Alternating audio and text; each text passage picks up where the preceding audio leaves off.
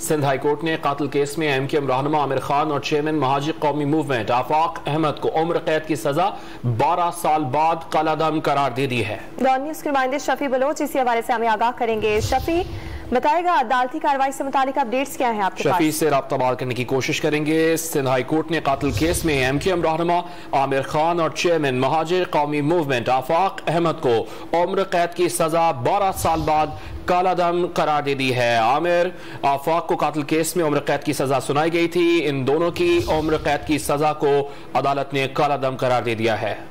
Shafi Bloch हमारे साथ मौजूद हैं। शफी, ये आगाह कीजिएगा कि अदालती कार्रवाई से मुतालिक आपके पास क्या तफसीलात हैं?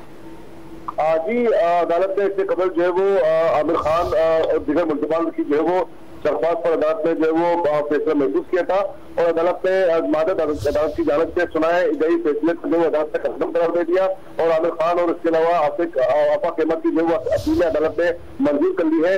अदालत ने 12 साल बाद जो अपीलों पर मुख्तसर फैसला जारी कर दिया है और इसका तफसीली फैसला जो है बाद में सुनाया जाएगा।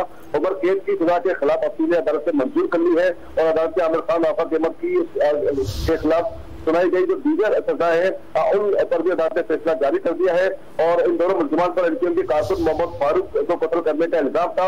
इत्तगासा की जानिब से जो है वो इल्जाम जो है वो मादद अदालत में जो है वो साबित किया गया था, इस पर अदालत ने फैसला जारी किया था और 19 जून 92 को जो है वो 90 से MKM के कारकुन को अगवा करके इन्हें जो है वो कत्ल किया गया था और अदालत ने जो है वो इत्तगासा की जानिब से इस दरख्वास्त की मुखालफत की गई थी और बताया गया कि ट्रायल कोर्ट में जो है वो तौर सवाल पेश किए गए थे, लिहाजा उन्हीं पर जो है वो सुनाई गई थी। जी, बहुत शुक्रिया शफी बलोच इस बारे में अपडेट कर रहे थे।